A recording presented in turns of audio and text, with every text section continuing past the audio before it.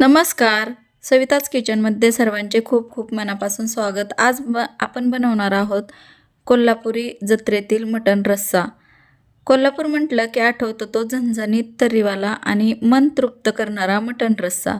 आज आपण कोल्हापूरच्या जत्रेतील चवीचा अस्सल पारंपरिक पद्धतीने बनवलेला हा खास मटण रस्सा कसा बनवायचा ते पाहणार आहोत.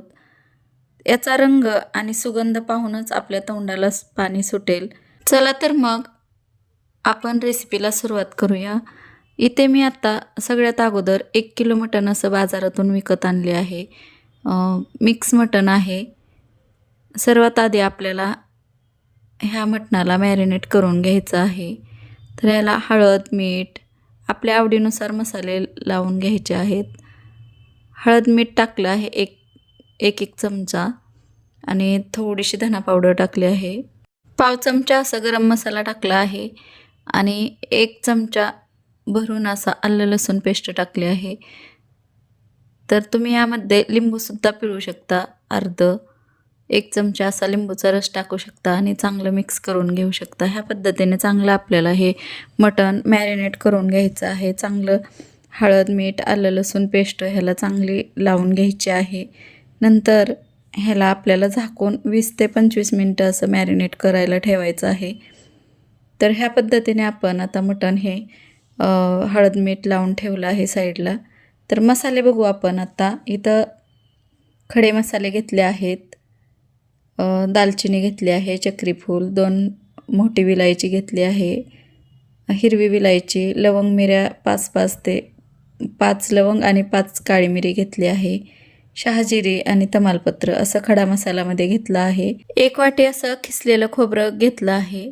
इथं काजू घेतले आहेत, अर्धे करून घेतले आहेत, कारण काजूमध्ये कधी जाळी असते म्हणून अर्धे करून घेतले आहेत. 1 चमचा तीळ, 1 चमचा धने आणि आलं लसूण क्रश करून घेतलं आहे.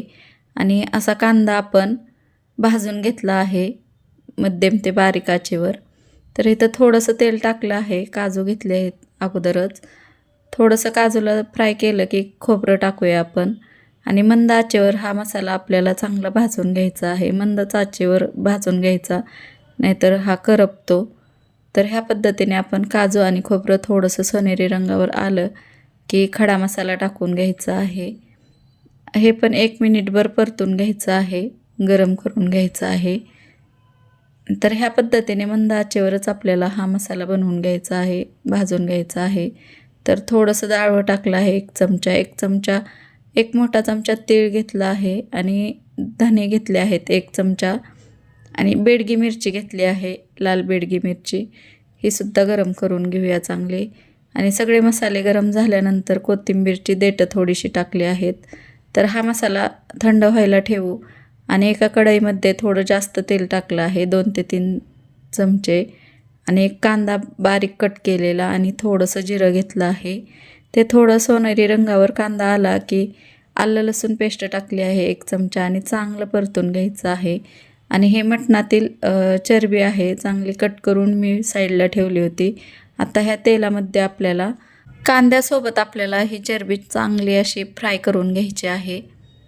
मध्यम ते बारीक आचेवर, मध्यम आचा आहे. आणि थोडीशी कोथिंबीर टाकली आहे. कोथिंबीरमुळे खूप छान चव येते.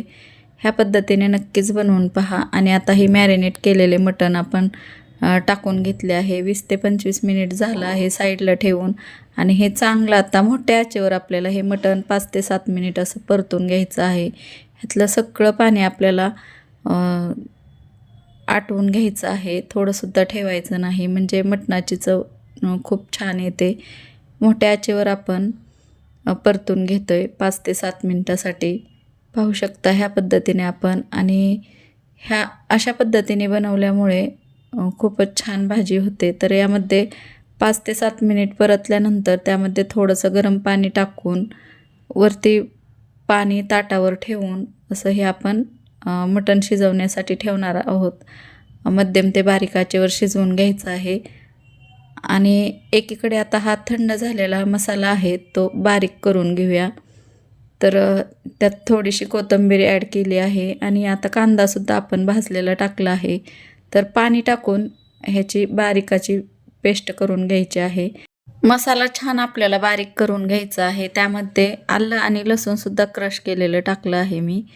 आणि आत्ता आपण हे मटण बघू कितपत शिजलं ते पाहायचं. ह्याला अधूनमधून असं मी चमच्याने खालीवर करून घेतलेलं आहे हे मटण, म्हणजे मिक्स होतं छान. आता हे छान असं मिक्स झालं आहे आणि 50% शिजलं आहे. अजून एक आपण ताट ठेवून 10 ते 15 मिनिट ठेवून चांगलं शिजवून घेऊया. तुम्ही ह्या स्टेजला कुकरला 2 शिट्ट्या घेतल्यात तरीही मटण खूप छान शिजतं. तर इथं 90% असं मटण शिजलं आहे. तर आपण आता ह्याला चांगलं बनवून घेऊया. तेल टाकलं आहे थोडं जास्त, 2 ते 3 चमचे, कारण तर्री येण्यासाठी आपल्याला तेल थोडंसं जास्त टाकायचं आहे. आणि बारीक वाटलेला मसाला टाकला आहे. हा बारीक वाटलेला मसाला चांगली पेस्ट झाली आहे, पाहू शकता तुम्ही. आणि हे तेल सुटेपर्यंत आपल्याला मध्यम ते बारीक आचेवरच परतून घ्यायचं आहे. थोडंसं तेल सुटलं की लाल मिरची पावडर, बेडगी लाल मिरची पावडर 1 चमचा, गरम मसाला अर्धा चमचा आणि अर्धा चमचा असं धना पावडर, आणि इथं कोल्हापूरचा कांदा लसूण मसाला टाकला आहे. आणि जरी घरी नसेल तरीसुद्धा किराणा दुकानात वगैरे भेटतो हा कांदा लसूण मसाला. तर हा टाकला आहे, म्हणजे ह्याची चव अजूनच वाढते. कोल्हापूरचा कांदा लसूण मसाला टाकल्यानंतर 1.5 चमचा असा टाकला आहे. आणि छान असं बारीक आचेवर आपल्याला हे फिरवून घ्यायचं आहे अजून एकदा तेल सुटेपर्यंत. आता हे शिजवलेलं मटण आपण थोडासा रस्सा टाकून घेऊया, म्हणजे हे फोडणी करपणार नाही. अळणी रश्श्यात शिजवलेलं हे मटण आता आपण टाकून घेऊया. तर हे सगळं मटण टाकून घेऊ आणि चांगलं 5 मिनटापर्यंत ह्यातच शिजवून घेऊ आपण. अशा पद्धतीने अळणी रस्सा करून आपण जर मटण बनवलं ना, तर खूपच ह्याचा रस्सा खूप छान लागतो, खूप भारी लागतो. नक्कीच भाकरीसोबत तुम्ही बनवून पहा. आता 5 ते 7 मिनिट असं शिजवून घेतलं आहे मध्यम ते मोठ्या आचेवर. आणि ह्यात आपल्याला लागेल एवढं गरम पाणी करून टाकायचं आहे. हे 10 माणसांना पुरेसा आहे हा रस्सा. अजून आपल्याला वाढवायचा आहे थोडा थोडा करून. तर हा अजून उकळी येईपर्यंत शिजवून घ्यायचा. अजून गरम पाणी आपल्याला पाहिजे तेवढं टाकायचं आहे. इथं मी 10 ते 12 जणांना पुरेल इतपत असा रस्सा बनवला आहे. आणि मीठ चवीनुसार टाकलं आहे. तर यामध्ये आपण रस्सा आपल्या आवडीनुसार कमी जास्त करू शकतो. तर ह्यात अजून मी ॲड केलं आहे 1 ते 2 ग्लास असं पाणी.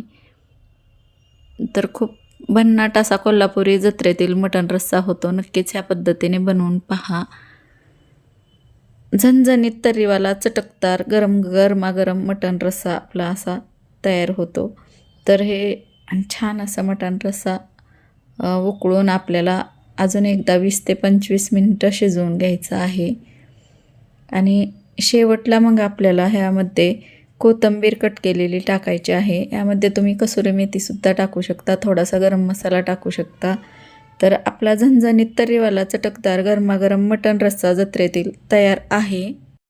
हा मटण रस्सा आपल्याला ज्वारीच्या भाकरीसोबत किंवा बाजरीच्या भाकरीसोबत किंवा मक्याच्या भाकरीसोबत खूप छान लागतो. नक्कीच ह्या पद्धतीने तुम्ही सर्व करून पहा, खाऊन पहा, खूप आवडेल. आणि ह्याबरोबर मी बिर्याणीसुद्धा थोडीशी केली आहे. तर नक्कीच ह्या पद्धतीने तुम्ही बनवून पहा. रेसिपी पाहिल्याबद्दल तुमचे खूप खूप आभार. भेटू पुढच्या व्हिडिओमध्ये. तोपर्यंत धन्यवाद.